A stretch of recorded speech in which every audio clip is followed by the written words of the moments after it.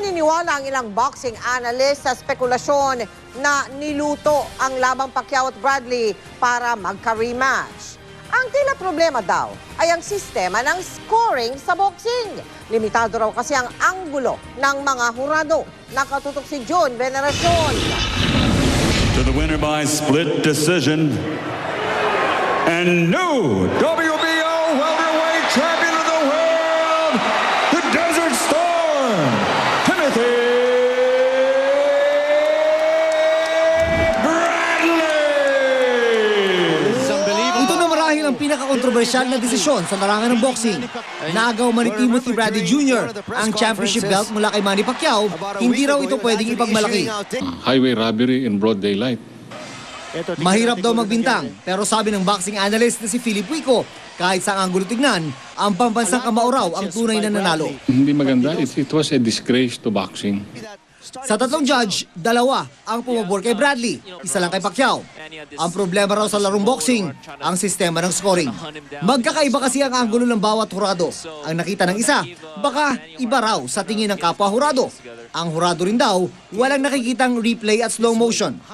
Kaya sabi ng isa pang boxing analyst, hindi tamang akusahan ng pandaraya ang judges.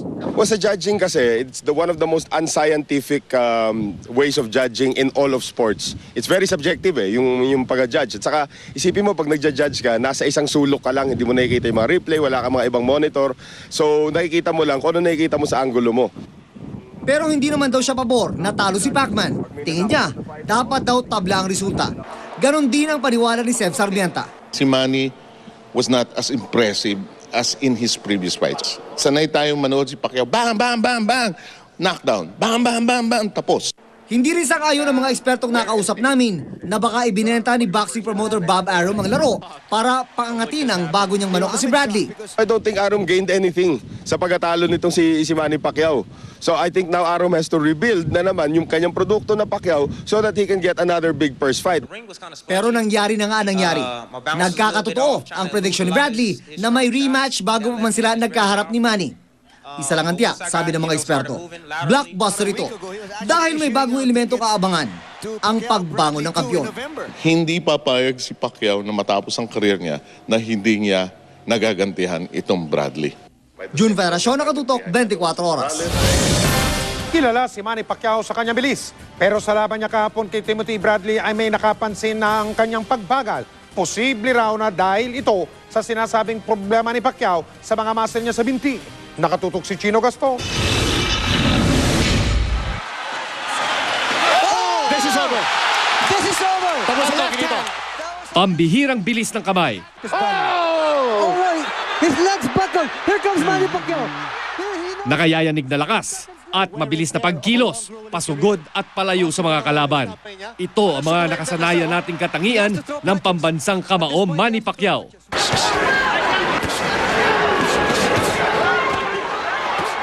Pero sa laban niya kay Timothy Bradley kahapon, tila raw hindi na kasing bilis ang kilos ni Pacman. Tila nawala rin daw ang lakas ng suntok ni Pacman laban kay Bradley. Medyo may nagkahinay na. Si Pacman dili pareha. Si kanya adto ba nga 28 years old pa siya. Isa rin sa mga nakapansin sa umano'y pagbagal ni Pacquiao ay ang Dean ng UP College of Human Kinetics.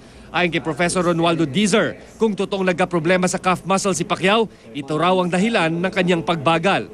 Ang calf muscles ang pinakamalaking muscle sa binti at ginagamit para paggalawin ang paa. Isa rin ito sa muscles na pinagmumulan ng lakas ng suntok ng isang boksingero.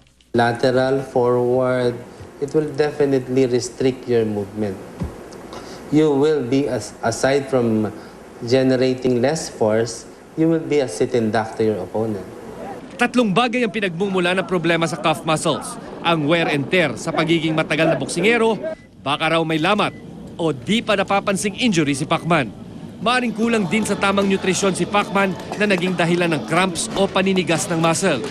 O ang posibleng matinding training at sunod-sunod na laban dahilan para hindi makarecover ang katawan nito. Pero sa edad daw na 33, he can still fight. Nandun pa siya sa 90% or 80% ng kanyang maximum efficiency as an athlete, as a fighter.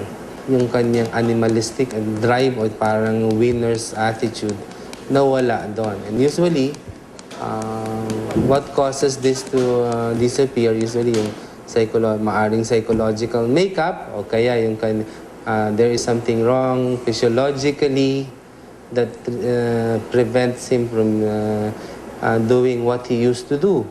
Ayon naman sa dating boksingero at ngayon boxing trainer na si Larry Enriquez, dalawang bagay ang dahilan ng pamumulikat ng isang boxer. Yun lang sa dalawa na yun, yung overtrain na saka kulang sa ensayo. Kaya nagkakaproblema. Yun, ganun na nakakaproblema. Ang boksingerong hindi raw makapihit at makagalaw ng husto ay tiyak na mawawalan di lamang ng bilis, kundi lakas para mapatumba ang kalaban. Chino Castro, Nakatutok, 24 oras. Maging ilang mga sikat sa Hollywood na shock. Si Manny Pacquiao raw ang dapat na nanalo. Ang himutok pa nga ng ilan, tila niluto raw ang laban. Nakatutok si Kata Tibayan.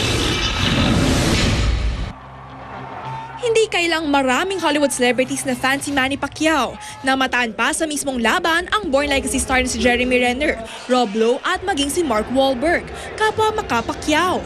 Nang inanunsyo ang resulta, ang dating boxing champion na si Evander Holyfield halatang dismayado at umiling pa. Hanggang sa Twitter, dinigang himutok ng mga niniwalang si Pacquiao dapat ang nanalo. Nagtrending ang Manny Pacquiao is still the world's best boxer na sinang-ayunan ng dating This star na si Miley Cyrus. Ang dating tinalo ni Pacman na si Oscar De La Hoya, sinabing dapat daw ibigay ni Bradley ang titulo kay Manny. Ganito rin ang sentimiento ng rapper na si Busta Rhymes.